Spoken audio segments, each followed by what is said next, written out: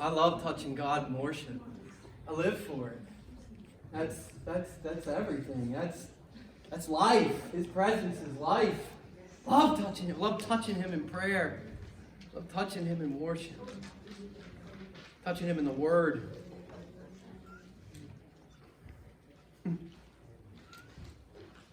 You ever get tired of fighting? Fighting with somebody, fighting with something? How about that you ever get tired of the fighting? You know, there's a difference between fighting and the fighting.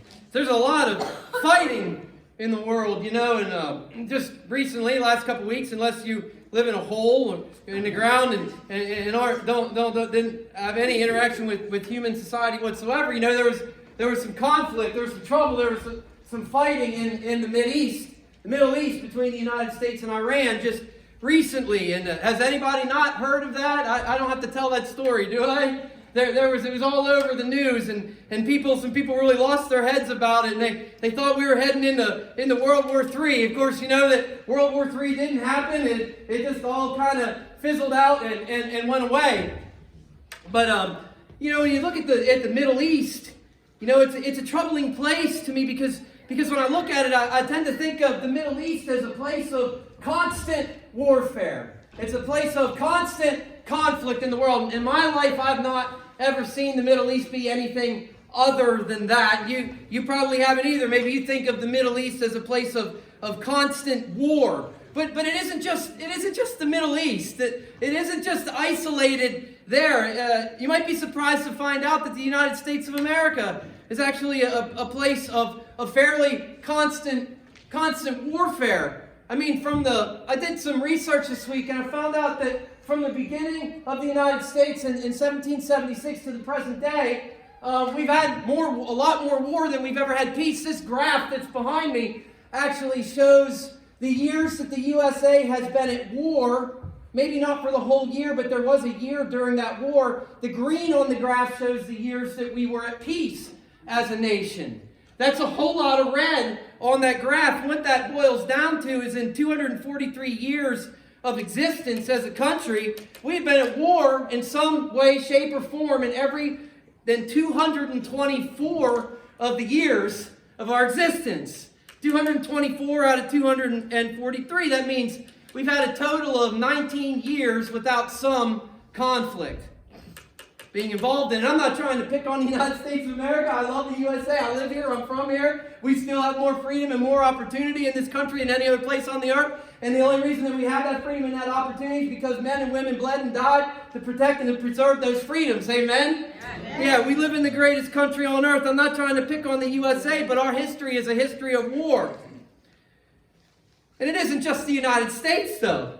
It's all the other nations in the world, too. If you look at any other country on par with the United States of America, France, England, Russia, any of these other places, you see that their history is one of constant war also, more so even than here. And if you were to make a graph of their histories as a nation, it would go back much, much, much farther than ours with nearly constant war. And the thing is that the point is that constant war in the world isn't a Middle Eastern thing. It isn't an American thing. It's a human thing. In our world, I mean, the reality is that our world is a world at war. It might surprise you, maybe not surprising for you to find out that in the history and recorded history of the world, since there have been people, there's never been a year without war in all of recorded history on earth. And the reality is that constant conflict is a reality of the world that we live in. Well, we live in a place with constant external conflict. There's conflict going on outside of us all the time. There's international conflict. Just turn on the news. National conflict. There's conflict within this nation. Right now, we're deeply divided as a people. You don't have to look too far to see that. There's constant interpersonal conflict between us as individuals and other people. I usually have a conflict or two every year in my life, and sometimes I invite that. Sometimes I cause that in an external conflict too in the spiritual realm. There's a constant war raging in the spiritual realm between angels and demons all around us. All the time. It never stops. The world that we live in is a place of constant external conflict. There's conflict going on outside of us all the time, but there's conflict going on inside of us all the time. See, we're a people of conflict. It's in our heart. See, we have this constant conflict with fear. We have this constant conflict inside of us with temptation, right? Do you ever go a day without that conflict, without fighting that battle against temptation? I haven't. Except on the days I gave into it. Constant battle with fighting lies that I believe about myself. The world's a place of constant conflict inside of us and outside of us. And it can't be avoided. And I got to be honest with you, it's exhausting. It's draining. Being in war. War is draining, and there were lots of battles to fight in 2019, and we're going to have a lot more battles to fight in 2020. So I decided to do this series called Rest, and we've been talking about rest because the Bible has a lot to say about rest, and because I think that we're a people, as a nation, as just people, as just humans, we're wore out, but as Christians, I think that we're wore out. We're wore out, and we need to rest so we can get refreshed and recharged to face this new stuff that's coming down the pike in 2020. And I've narrowed it down to 5 categories. There may actually be a 6th one, but the 5 categories of things in life that wear us out, and they're worry, their work, warfare, conflict, wickedness, the sin that we invite into our life, and just general hardships that we experience in life that don't have anything to do with us. They just come upon us at times. And the thing is that none of these can be prevented. I've been saying this now for a couple weeks, but these things can't be prevented. Maybe they can be limited, but we can't prevent them from coming to us. We're going to experience them in 2020. The good news is that God promises to give us rest from all of them. And somebody should say amen to that. Our God gives us rest. Today I want to talk to you about finding rest whenever you're worn out from warfare. When you're wore out from conflict, when you're wore out from the constant battle. We're going to be in Exodus chapter 14. Verses 13 and 14 are where we're going to focus. But we're going to take a little walk to get there this morning. It's going to come up on the screen, but if you want to open your Bible, that's awesome. You should. I love it when people have their Bible open in front of them. We're going to start about verse 17 of chapter 13. We're going to take a walk up to it because you have to have a little bit of context about what's happening here. And what this story is, what the setting of the story is that God's people, Israel, they were slaves in Egypt for a long time. And they had it really, really bad. They had some really cruel taskmasters in Egypt. And there came a point when they got tired of it and they cried out to God. They cried out to God to deliver them, to save them from the slavery that was impressed upon them in the land of Egypt. And God chose a guy named Moses to go and lead them out. He told Moses to go to Pharaoh, the king, the ruler of Egypt. And this man was a man with total power in the world. He told Moses, go to him and demand that he set my people free. Moses went to Pharaoh and said, God says, let my people go. Let them go out in the desert and worship me. And of course, Pharaoh, he wasn't too keen on losing his free labor force. So he said, no, you can't go. I'm not going to let you go. But so then God went to work on him and changed his mind for him. And he sent, long story short, about 10 signs and wonders, 10 plagues. Things that were really, really bad for the people of Egypt that were supposed to soften Pharaoh's heart, to make him obedient to what God wanted him to do, to let the people of God go. And the 10th plague was really, really, really bad. It was the one where every firstborn male in Egypt was killed, man and beast. And after that, Pharaoh relented and he said, go. He said, go then. Take the people and go. And that's where our passage starts up. And it says, when Pharaoh let the people go, it says God did not lead them on the road through the Philistine country, though that was shorter.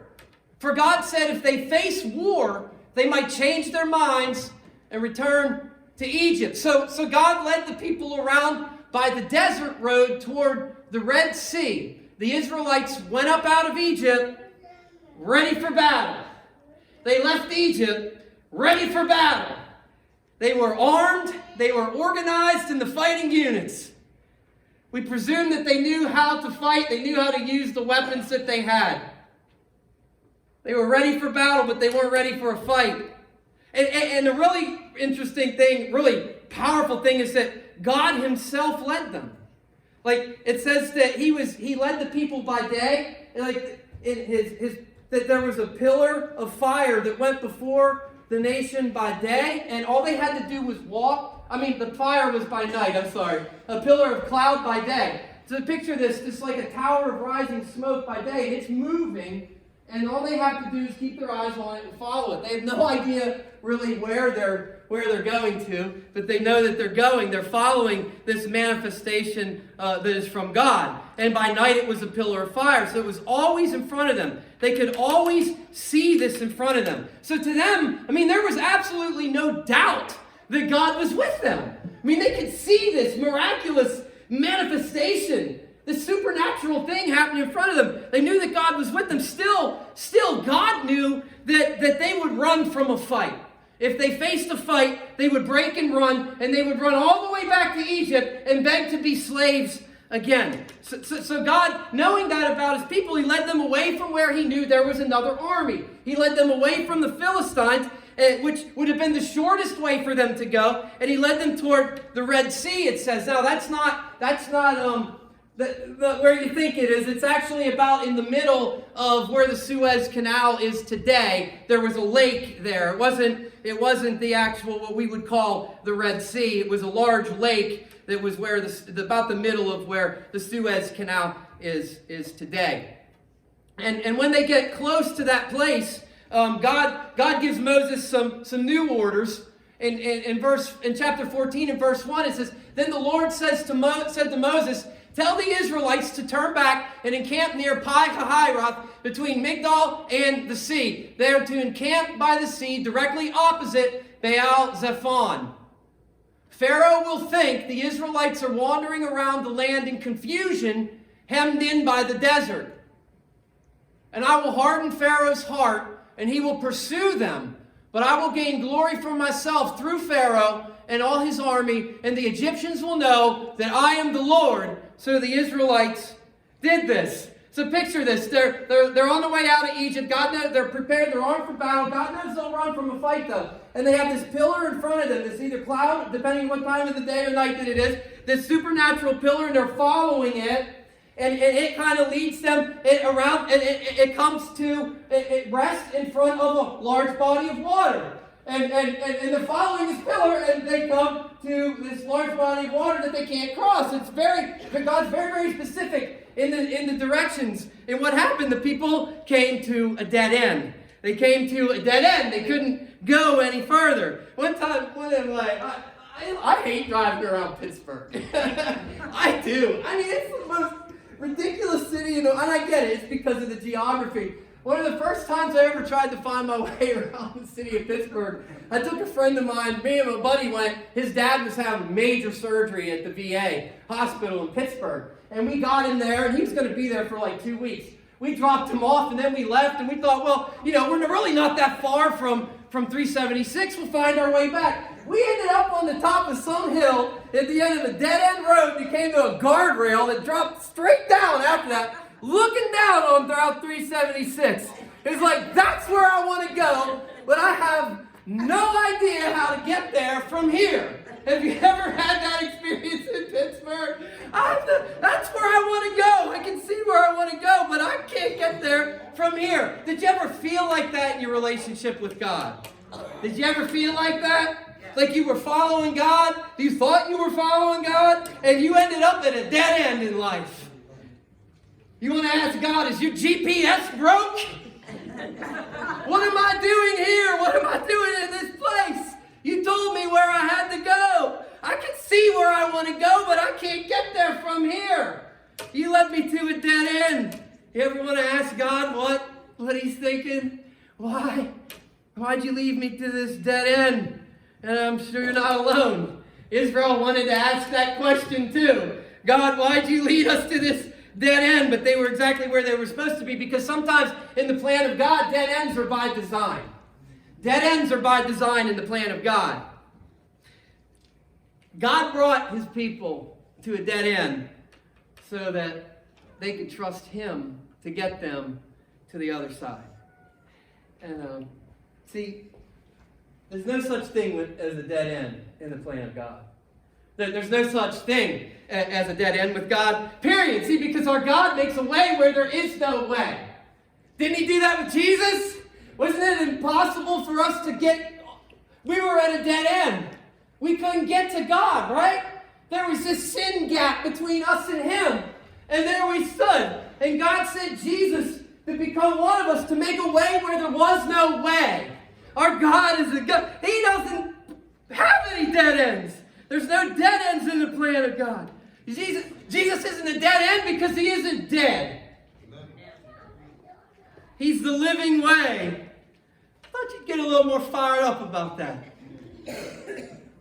When God takes you to a dead end in life, it's because he wants to show you a way that you didn't know was possible.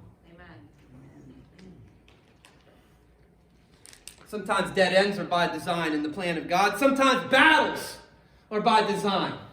Sometimes battles are by design in the plan of God. See, God led his people away from a battle to bring them to a battle.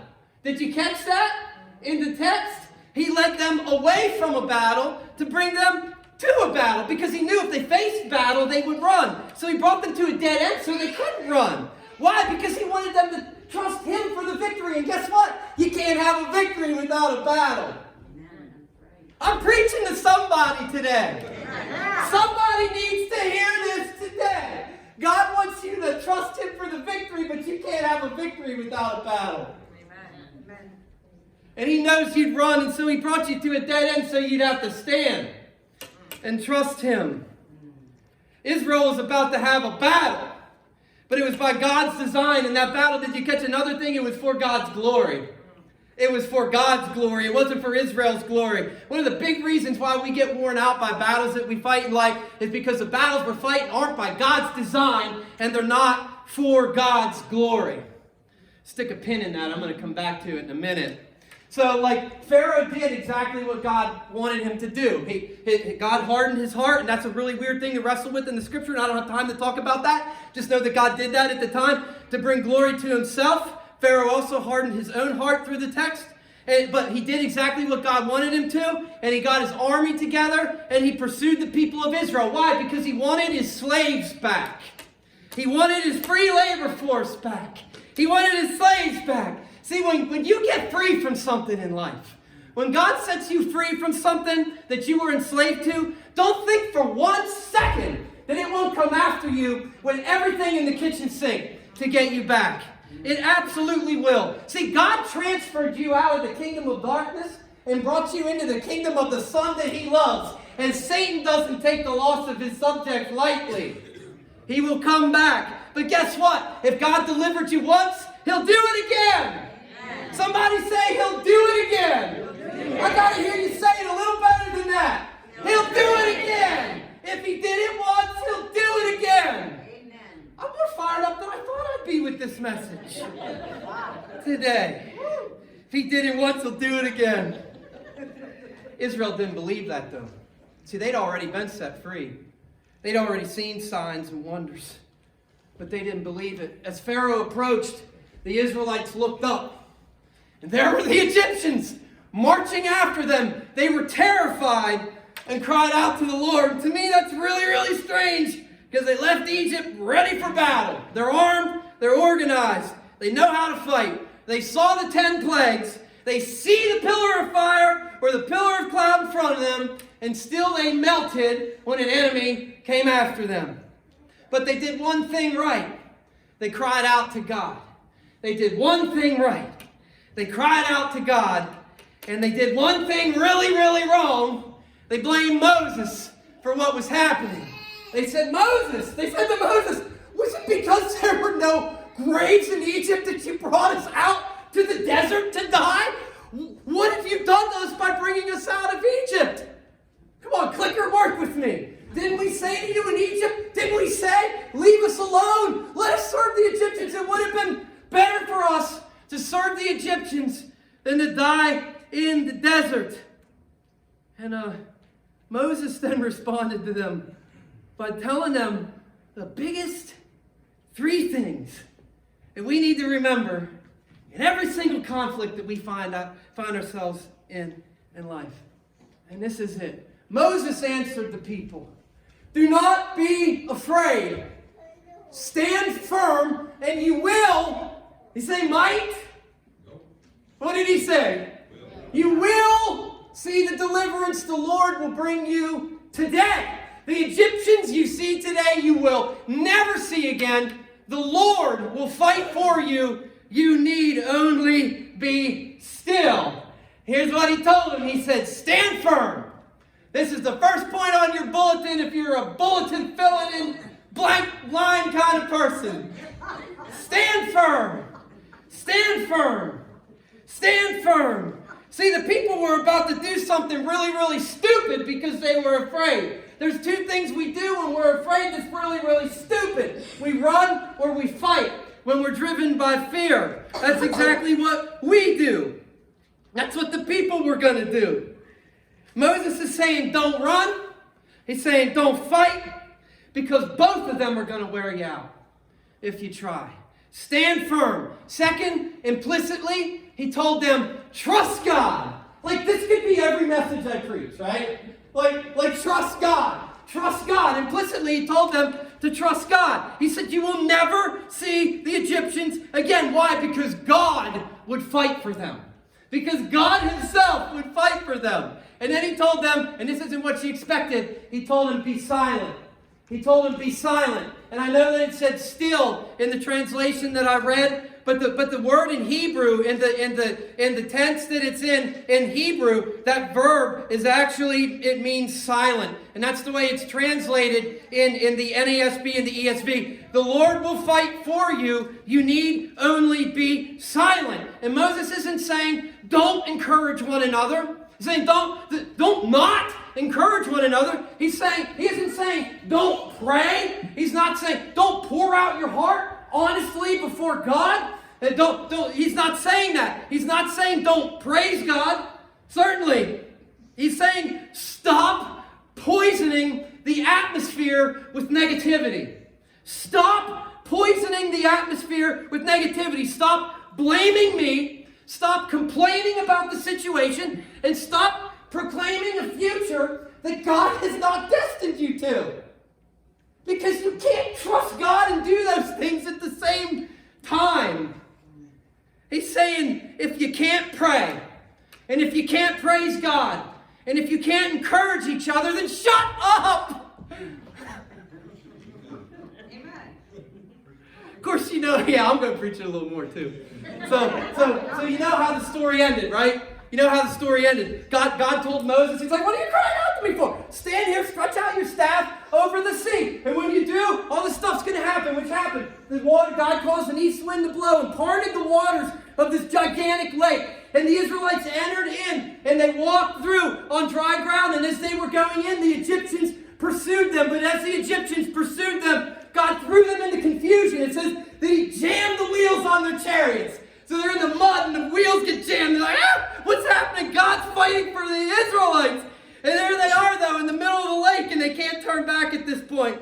The Israelites leave the lake. They exit on the other side. Moses stops, and he holds his staff out over the lake, and the east wind stops, and the waters crash in, and it's a devastating blow to the Egyptians. They're completely annihilated as the waters close in around them. And God glorified himself in that battle. He glorified himself. He showed himself to be strong. And if you read the very last verse in that chapter, it says that they all trusted in him. When the Israelites saw what God did, they all trusted in him. And when we find ourselves in these battles in life, and when God comes through like that, the goal, God brings us to these battles so that we'll trust so that ultimately at the end, when he shows himself to be who he is, so that we'll trust in him. And if you're in the middle of a battle right now, the goal is to wait to him to bring the victory, because he wants you to trust in him. And the reality is, like I said, the world is a place of constant war. The world is a place of constant war. There's wars going on all around us. There's wars going on inside of us. And the key to not being worn out by them is exactly this: to stand firm, to trust God, and to be silent. See, the international battles that happen, the ones I was talking about in the beginning of the message, those battles will wear you out in life. And really, that's what this passage is about. It's an international battle between Israel, one nation, against another one, Egypt. And our world is at war. And even if we're not actively engaged in the wars that are going on in the world, even as a nation, still there's a constant threat of war. And you can't you can't watch the news, or you can't go on Facebook and not see that. And there's beyond that, like I already said in the introduction, there's constant conflict within our nation. We're deeply divided politically as a people, to where it doesn't look like peace is even possible, that we can't reach an agreement. And frankly, to me, just being a spectator to that kind of division, and there's some really bad stuff happening in Virginia right now, and that stuff to me is really, really hard to watch. As a people, it doesn't look like peace is possible. You can't go on the news, you can't go on Facebook and not see it, and it's draining. It's draining to me. Beyond that, what's happening in the world and what's happening in our nation is just a macro view of what's really happening inside of us, and our homes are in conflict. I grew up in a house where there was constant fighting. I mean, constant fighting. My parents eventually got divorced whenever I was 17 years old. I mean, it never stopped, and it got really, really bad. And just being a spectator to that was exhausting as a child. Have you ever gone somewhere with two people in a car and they fought the whole time? Like, that's draining. It's like, just let me out. You guys hash this out on your own. Have you ever had to live in the same house with two people or more? They're just constantly fighting. Man, just being a spectator to that is exhausting. We have to somehow find rest from it. We can't completely isolate from it in this world. It's possible to find rest in the middle of a conflict that's raging around us, one that we may only be a spectator to, but is still draining nonetheless. And a long time ago, I took our son hunting first day of deer season, a place I hadn't hunted in rifle season before. And any of you people that hunt, that like rifle season's a lot different than there's like 1 million people in the woods on that day. And I didn't know what we were getting into. And we got out there, and there was just cars. You couldn't even find anywhere to park. I thought, oh no, but we were committed at that point. We got back to where we were going. It was like a sea of orange. I just found the tree and stood by it and sat Nick down on the ground, and he had his rifle loaded. It was still dark, and the sun came up, and it sounded like World War III. I mean, there was just guns coming out. I'm like, I'm just on the duck. I'm not even up at that point. I'm in the crossfire. And I look back at Nick, and Nick is laying on the ground with his head on the stump of a tree, sleeping, out cold. I mean, drooling on himself with a loaded rifle in his hand, with his hand still on it, but the barrel's pointing clear down toward his feet. He's sleeping in the middle of World War III. I was afraid to wake him up because I thought he might jump up and shoot me or something. It's possible to sleep in the middle of World War III, though. God can give you peace. Such a peace that enables you to have that kind of, to be able to rest in the midst of conflict. It was the same peace that was at work in Jesus when he slept on the boat in the storm. It is for us, it's the peace of knowing that God is in control when the nations rage. God is in control, and through faith, it says in 1 Peter, through faith, we trust that God is shielding us by his power from all the unrest that's in the world. The only thing that you need to do The only thing that I need to do to find rest in the midst of conflict to which I am a spectator is to stand firm, don't run, don't fight. Trust God, let Him fight the battle, and be silent. Pray, praise, encourage your brothers and sisters, but don't fill the air with negativity. Stop complaining about it. International conflict will wear you out. You know what the biggest one is, though? Are the interpersonal battles. These are the ones that really wear me out in life. Interpersonal battles will wear you out. See, that was happening in our text, too. The people blamed Moses for the problem. They picked a fight with him. They went on the offensive against Moses. They needed somebody to blame for what was happening to him. They found themselves on a battlefield, a double battlefield. They were on a battlefield against Moses on that day. But that battlefield, being on that battlefield with Moses, was not by God's design, and it was not for His glory. And they could not expect God to fight that battle for them. We shouldn't expect God to help us fight with people. If you're worn out from fighting a person, just forget about the first two and go to the last one. Be silent. Be silent. That's the key.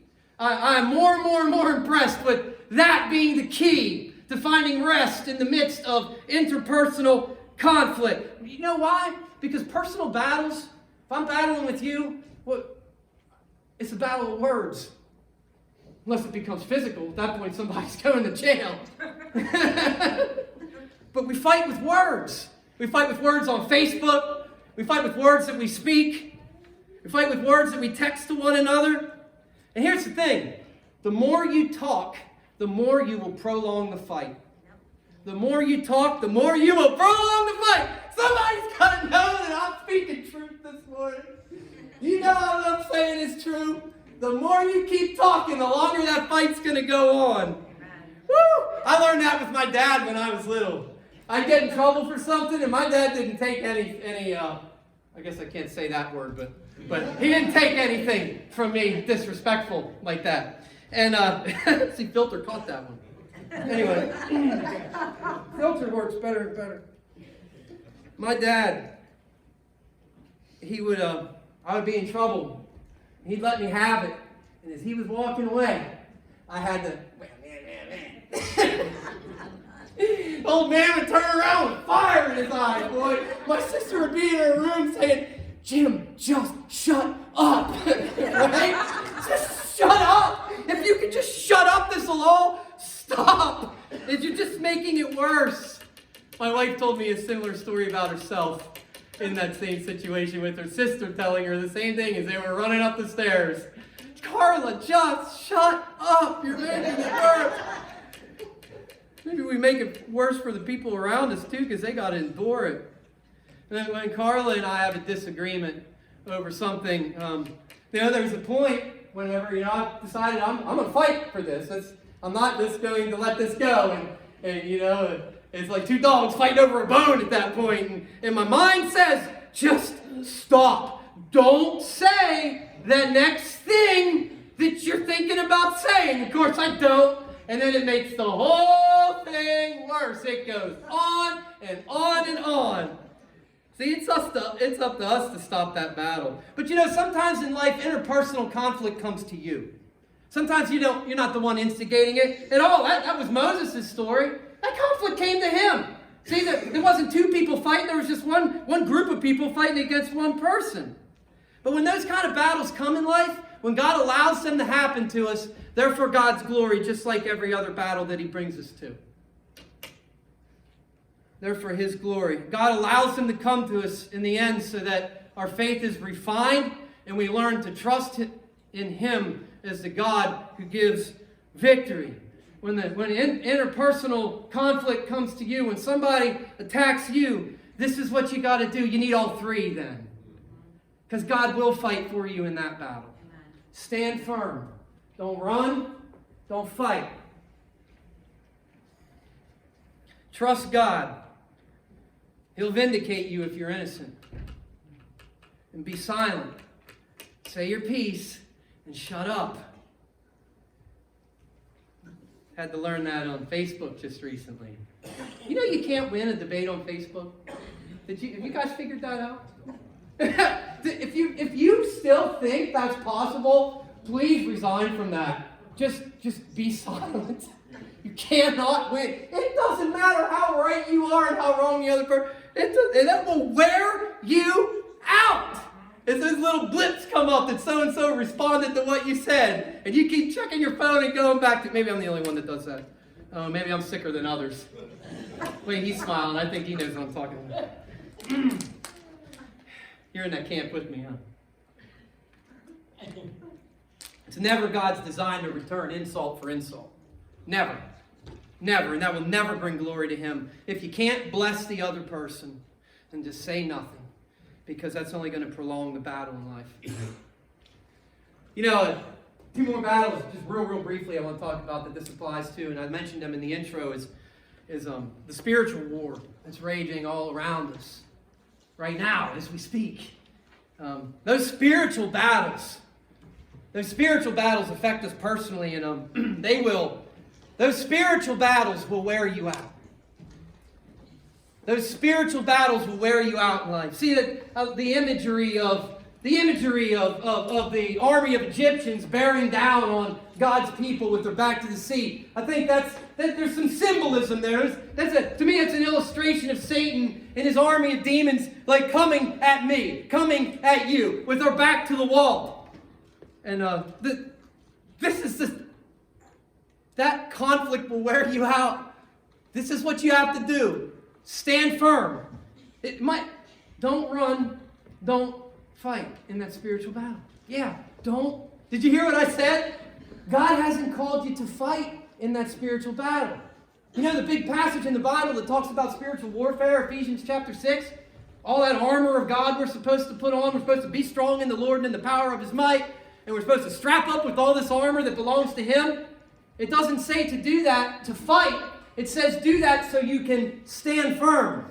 Do that so you can stand firm. The exact wording that Moses used in the book of Exodus. We're supposed to stand firm. We got to be strong in the Lord so we can take our stand. Put on the armor of God so we can stand firm. In those spiritual battles, don't run and don't fight. Put on the armor and stand firm. And then trust God, because God will fight that battle for you.